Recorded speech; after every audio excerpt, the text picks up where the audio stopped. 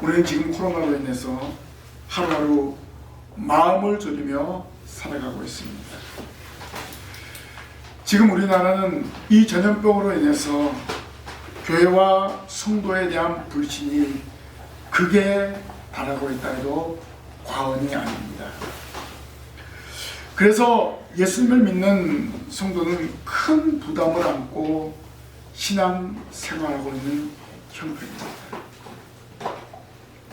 우리는 이런 시대를 어떻게 살아가야 할까? 그 해답을 하나님의 말씀에서 찾아야 합니다. 오늘 말씀을 보면 큰 부담을 안고 있는 사람이 있습니다. 바로 여호수아입니다. 모세의 시종이었는데 모세가 죽게 되자 뒤를 이어서 이스라엘 백성을 가나안 땅으로 이끌고 가라는 하나님의 명령을 받게 되었습니다. 하나님은 부담을 안고 있는 여호수아에게 모세의 뒤를 이어서 사명을 감당할 수 있는 방법을 알려주십니다. 여호수아가 잘 할 수 있도록 하나님은 3번이나 강하고 담대하라고 말씀하셨습니다. 우리도 하나님 주시는 말씀으로 강하고 담대해야 됩니다.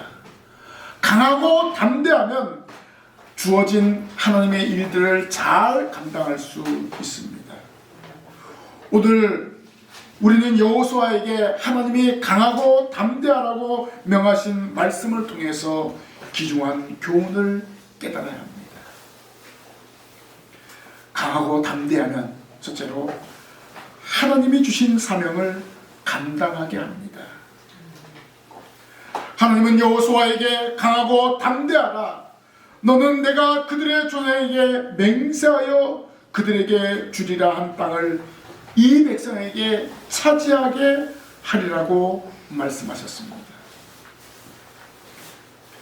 하나님이 강하고 담대하라는 이름은 무슨 말씀입니까?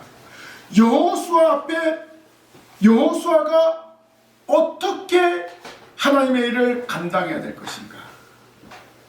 바로 마음을 강하게 하고 담대히 하면 그 일을 감당할 수 있다는 말씀입니다. 사실 여호수아에게 주신 사명은 새로운 사명이 아니었습니다. 하나님은 모세가 죽은 후에도 이제 너는 이 모든 백성과 더불어 일어나 이 요단을 건너 내가 그들 곧 이스라엘 자손에게 주는 땅으로 가라고 말씀하셨습니다. 하나님은 모세에게 주었던 그 사명, 그 명령을 여호수아에게 그대로 대물림하게 하셨습니다. 그래서 하나님은 여호수아에게 분명한 확신을 주시기 위해서 강하고 담대하라고 말씀하셨습니다. 여호수아에게 명하신 그 명령, 모세에게도 했던 명령과 동일했다는 것입니다.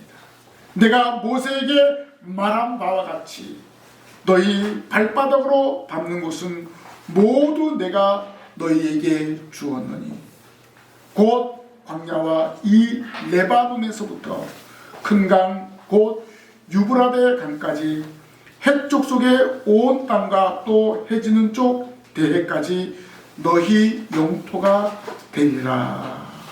이렇게 말씀하십니다. 그러면 여호수아에게 명하신 이 땅은 이미 하나님이 주신 땅입니다. 내가 너희에게 주었노라 라고 말씀하고 있습니다. 내가 너희에게 주었노라. 이 말씀은 아직 들어가지도 않고 아직 취하지 않은 땅입니다. 그런데 내가 너에게 주었노니 라고 과거형으로 말하고 있습니다. 이미 주었다 이 말입니다. 히브리어를 보면요, 이루어질 확실한 미래를 과거형으로 사용합니다. 왜 그렇습니까? 여호수아를 통해서 그 땅에 들어가는 것이 확실하기 때문에 내가 너에게 주었노니라고 말씀하신 것입니다. 가나안 땅은 아직 취해야 될 미래의 일이지만 소유권은 이미 이스라엘에게 넘어왔다는 말씀입니다. 여기서 우리는 중요한 사실을 기억해야 합니다. 하나님이 말씀하시는 약속은 이미 주어진 것입니다. 그 약속을 받은 사람이 순종하며 나아가기만 하면 됩니다. 우리가 지금 신앙생활하는 거 천국에 가기 위해서입니다. 천국이 이미 우리의 것입니다. 하나님이 예수를 믿는 저와 여러분들에게 천국을 허락해 주었습니다. 그래서 우리는 천국을 향해서 날마다 전진하는 것입니다. 우리가 여호수아에게 주신 사명을 통해서 알 수 있는 것이 무엇이겠습니까? 하나님이 주시는 강하고 담대함으로 나아가면 약속된 것을 반드시 얻게 된다는 것입니다. 하나님의 약속은 반드시 성취되기 때문에 받은 사명을 굳게 붙잡고 강하고 담대함으로 나아가면 됩니다. 그러면 이 시대를 살아가는 저와 여러분들에게 요구하시는 것이 무엇일까요? 하나님의 교회 공동체를 통하여 무엇을 얻게 하실 것인지를 알아야 합니다. 하나님은 우리 한 사람 한 사람을 통해서 하나님의 택한 백성을 찾으라는 사명을 주셨습니다. 그들은 이미 하나님의 백성으로 삼아주신 특자입니다. 오늘 저와 여러분들이 강하고 담대함으로 그들을 찾아야 됩니다. 우리가 드리는 예배는 성도로서 강하고 담대함으로 무장하는 시간입니다. 우리가 말씀과 기도로 무장하여 세상으로 나아갈 때 하나님의 택한 백성을 찾게 됩니다. 그런데 지금 우리의 현실은 어떻습니까? 코로나19로 인해서 예배가 축소되고 그리고 전도의 문이 막힌 것처럼 보입니다. 어떻게 보면 우리 기독교가 큰 위기에 놓여 있습니다. 초기에는 신천지 이단으로 인해서, 지금은 인터콥으로 인해서 교회가 어려움을 당하고 있습니다. 인터콥은 이미 우리 교단에서 참여 금지가 된 그런 선교 단체였습니다.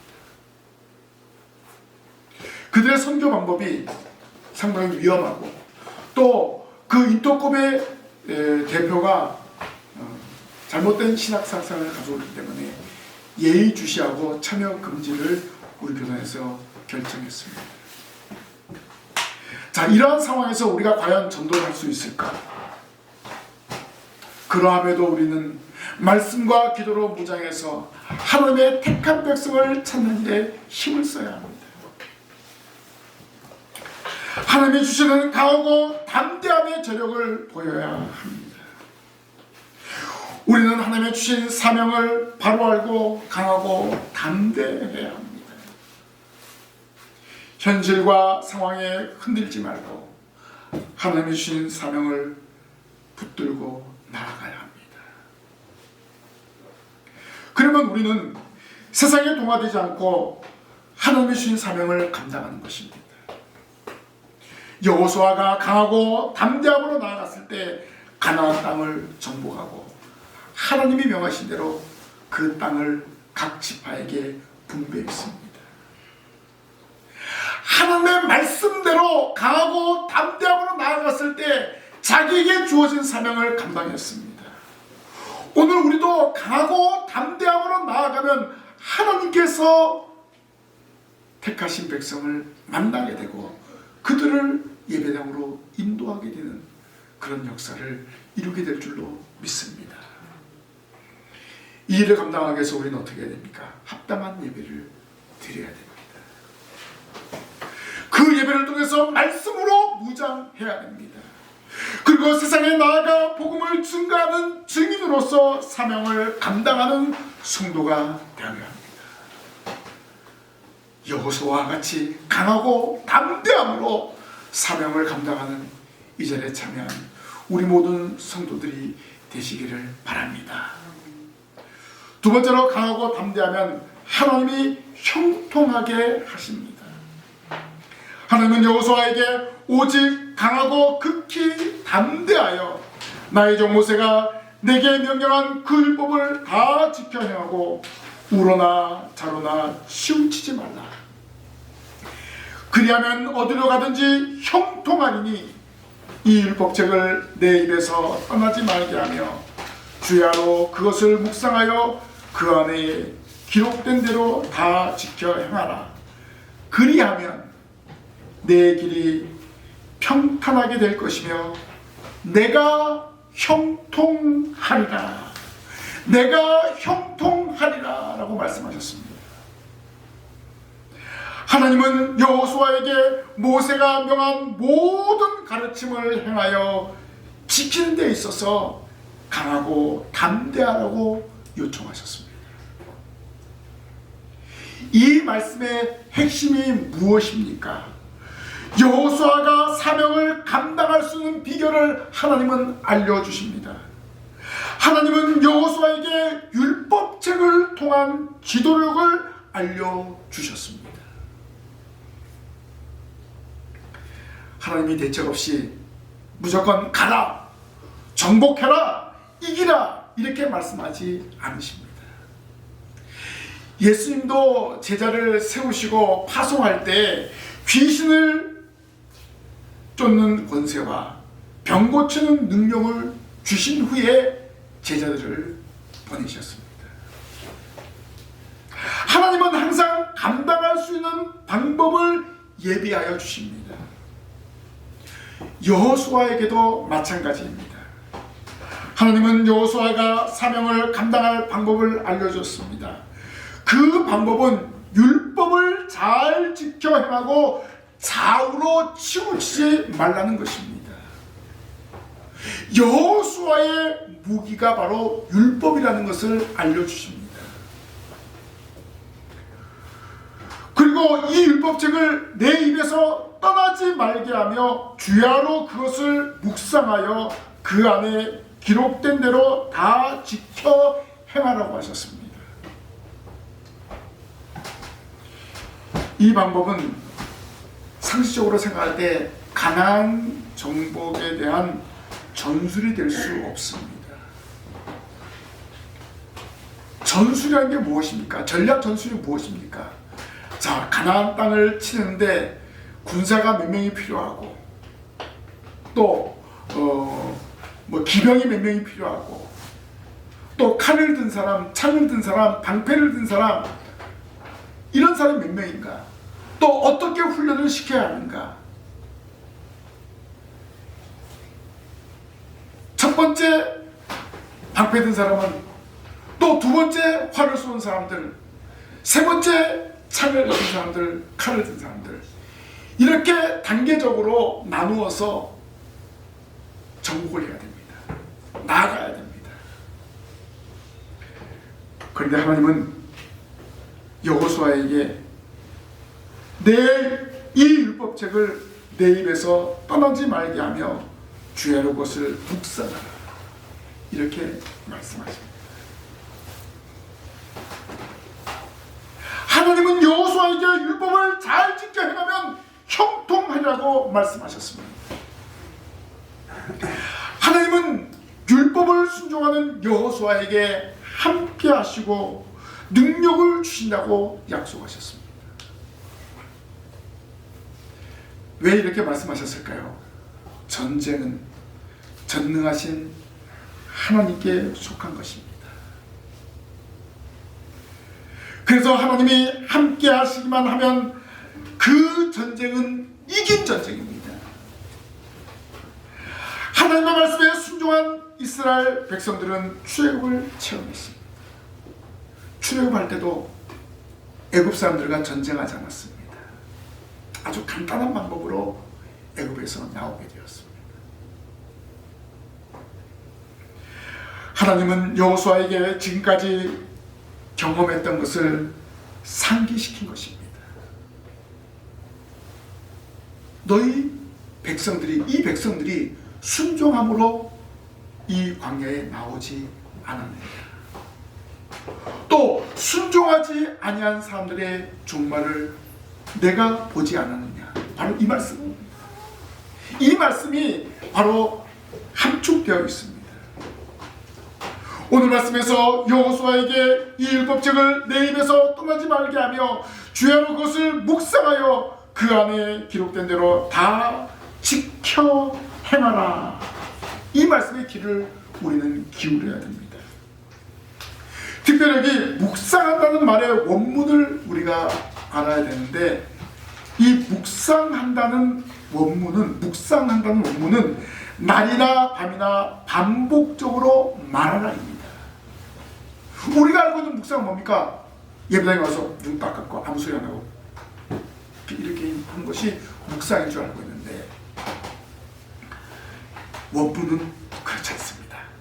하나님의 말씀을 반복적으로 소리내어 읽으라는 말입니다. 여호수아에게 말한 묵상은 날이나 밤이나 반복적으로 말하라. 날마다 하나님의 말씀을 입으로 고백하라는 것입니다. 여러분이 살 길은, 여러분의 형통함은 날마다 날이나 밤이나 여러분의 입술로 하나님의 말씀을 고백하는 것이 되어야 합니다. 내 입으로 고백하는 것을 하나님은 원하십니다. 우리가 예수를 믿는 것도 마찬가지입니다. 마음으로 믿어 입으로 시인해야 되는 겁니다. 주는 그리스도시요 살아계신 하나님의 아들이십니다. 누가 고백했습니까? 가이사랴 빌립보 중에서 베드로가 예수님에게 고백했습니다. 오늘 우리가 하나님의 말씀을 눈으로 보고 귀로 듣고 입으로 말하고 마음으로 새겨야 됩니다. 그래야 하나님 주시는 형통을 누리게 됩니다. 하나님의 말씀이 우선되어질 때 형통하게 하십니다. 여호수아가 이스라엘 백성을 이끌고 요단강을 건너고 여리고성을 이제 마지막으로 진격할 그 앞에 하나님은 여호수아에게 20세 이상 된 이스라엘 남자들에게 할례를 행하라고 명했습니다. 자, 여리고성을 정복하기 위해서 요단강을 건너고 이제 코앞에 여리고성을 정복하기만 하는데, 남자들에만, 건장한 남자들의 몸을 해하는 그런 일을 행하는 것입니다. 어떻게 보면 어리석기 짝이 없는 그런 명령이기도 합니다. 그러나 그 일은 하나님을 경험하는 체험이 되었습니다. 여호수아는 하나님의 말씀에 순종하여 20세 이상 된 남자에게 할례를 시행했습니다. 왜냐하면 강야길을 다닐 동안에는 할례를 할 수가 없었습니다. 계속 이동을 해야 되기 때문에 그렇습니다.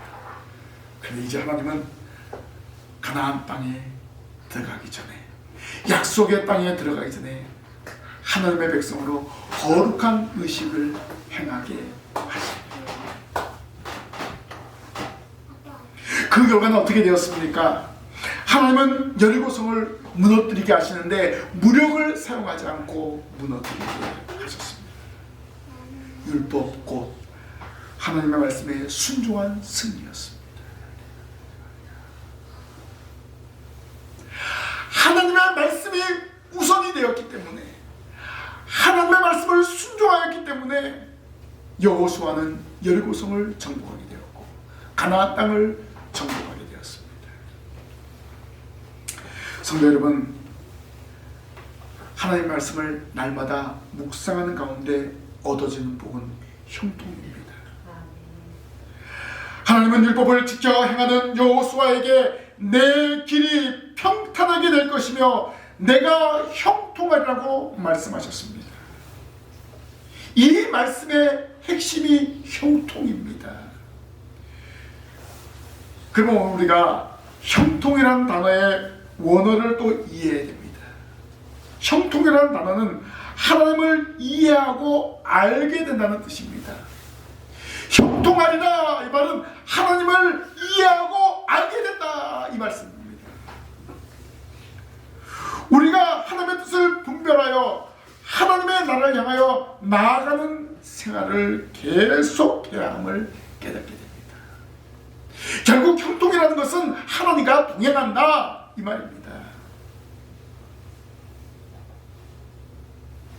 때로는 하나님의 방법이 우리의 방법과 다를 때도 있습니다. 하나님의 방법은 무엇입니까? 우리가 하나님의 말씀을 묵상하고 순종하며 나아가는 것이 하나님의 방법입니다. 이렇게 살아가면 하나님은 우리의 길을 평탄하게 하시고 형통함을 주십니다. 우리가 하나님의 말씀을 묵상하고 기도하고 나아가면 하나님이 우리와 함께 하십니다. 임마누엘입니다. 그래서 우리는 합당한 예배를 드림으로 말씀을 받고 그 말씀대로 행하여 세상의 소망이 되어야 합니다. 성도 여러분, 하나님의 말씀은 우리를 강하게 하고 담대하게 합니다. 이 비결을 깨닫고 날마다 믿음으로 전진하는 우리 모든 성도들이 되시기를 바랍니다.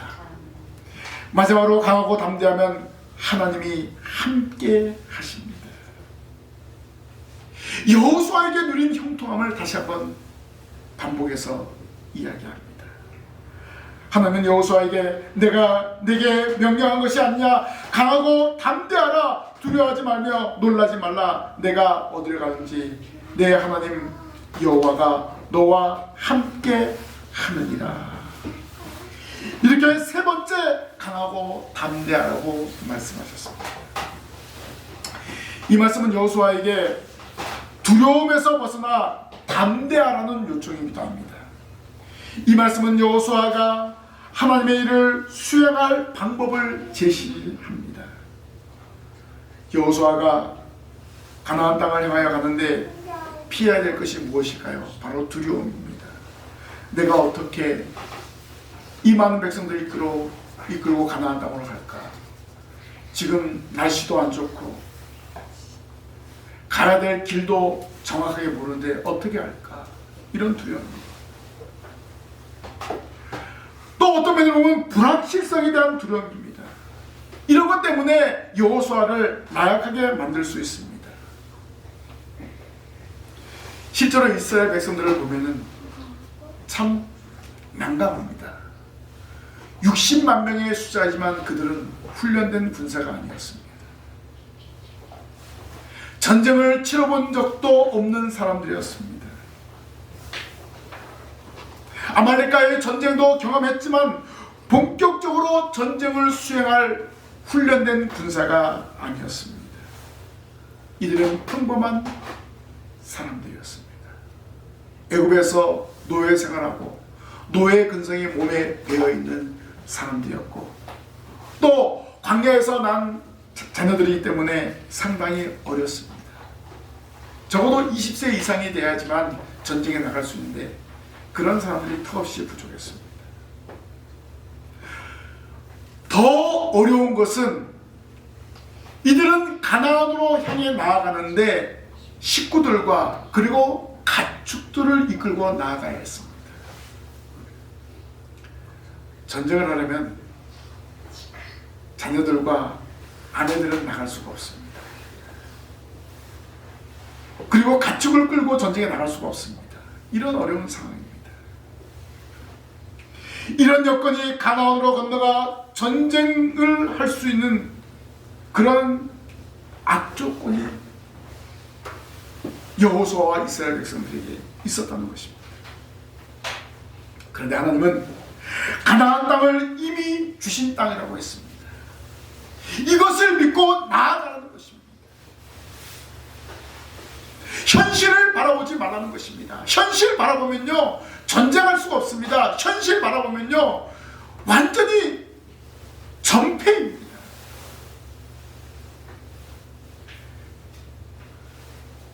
약해질 수밖에 없는 여호수아에게 하나님은 강하고 담대하고 두려워하지 말라고 반복적으로 말씀하셨습니다. 이런 상황이기 때문에, 이런 형편이기 때문에 하나님은 여호수아에게 강하고 담대하라고 말씀하십니다. 하나님은 여호수아를 위대한 지도자로 세우시려고 두려워 말고 강하고 담대하라고 용기를 돋우시며 함께 해 주시겠다고 약속하셨습니다. 아무 근거 없이 무조건 두려워하지 말라, 담대하라고 말씀하지 않으셨습니다. 오늘 말씀을 보면 뭐라고 말씀하고 있습니까? 내 평생에 너를 능히 대적할 자가 없으리니 내가 모세와 함께 있었던 것 같이 너와 함께 있을 것이니라. 내가 너를 떠나지 아니하며 버리지 아니하리니 라고 말씀하셨습니다. 모세와 함께 했던 것처럼 너와 함께 하겠다, 이렇게 말씀하십니다. 그리고 너를 대적할 자가 없다고 말씀하셨습니다. 아무도 여호수아 앞에 까불지 못하겠다, 까불지 못하게 만들겠다, 이렇게 하신 말씀입니다. 하나님께서 여호수아에게 이러한 담대함을 주시는 것입니다. 완전한 보장입니다. 하나님이 함께 하시겠다는 보장입니다. 바로 여호수아에게 힘을 주시는 말씀입니다. 또한 모세와 함께 있었던 것 같이 너와 함께 있을 것이라. 이 말은 무슨 말씀입니까? 여호수아는 오랫동안 모세의 시종이었습니다.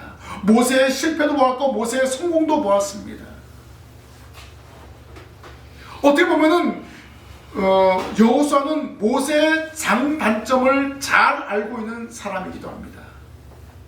그런데 하나님이 모세와 함께 했던 것처럼 너와 함께 하리라는 이 말씀은 여호수아에게 큰 위로가 되는 것입니다. 이러한 약속이 있기 때문에 여호수아는 두려워할 필요가 없는 겁니다. 오늘 우리에게도 마찬가지입니다. 하나님이 우리와 함께 하신다, 이 말씀 앞에 우리는 엎드려야 되는 거예요. 하나님이 함께 하시기 때문에 우리는 두려워할 필요가 없습니다. 하나님이 함께 하시기 때문에 우리는 강하고 담대해야 됩니다. 우리 앞에 놓여있는 현실을 두려워할 필요가 없습니다. 두려움은 하나님이 주신 선물이 아닙니다. 바울은 디모데에게 하나님이 우리에게 주신 것은 두려워하는 마음이 아니요 오직 능력과 사랑과 절제하는 마음이니 라고 당부했습니다. 하나님은 오늘 우리에게 강하고 담대하라고 말씀하십니다. 우리는 이 말씀을 붙들고 나아가야 합니다. 하나님의 약속을 믿는 자에게 함께하여 주신다고 말씀하셨습니다. 우리와 동행하여 주십니다. 그래서 우리는 두려워하지 말아야 됩니다. 전쟁은 여호와 하나님께 속했습니다. 그리고 하나님이 여호수아에게 약속하신 것처럼 함께 하시겠다는 약속을 굳게 믿고 나아가시기 바랍니다. 그러면 우리가 세상 가운데서 승리하게 됩니다. 코로나19로 인해서 기독교인들이 얼마나 멸시를 하고 있습니까? 어떤 사람은 기독교인 것을 숨기는 사람도 있다고 합니다. 아예 교회를 안 나갔다고 합니다.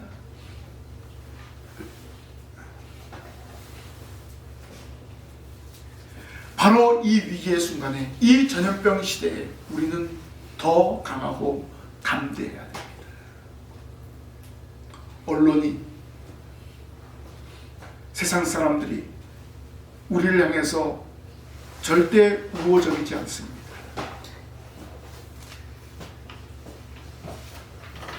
바로 이 위기상에 우리는 무엇을 해야 됩니까? 하나님이 여호수아에게 명령한 것처럼 하나님 말씀을 굳게 붙잡고 우로나 좌로나 치우치지 말라는 것입니다. 내가 받은 말씀, 내가 경험한 말씀을 붙들고 나아가면 되는 거예요. 뭐 누가 그런데, 누가 저런데, 이거 신경 쓰지 마십시오. 성도 여러분, 하나님은 오늘도 우리에게 말씀하십니다. 강하고 담대하라. 오직 하나님만 바라보고 나아가십시오. 2021년 강하고 담대합시다. 여러분 앞에 펼쳐질 놀라운 일들을 바라보면서 강하고 담대함으로 나아가시기 바랍니다.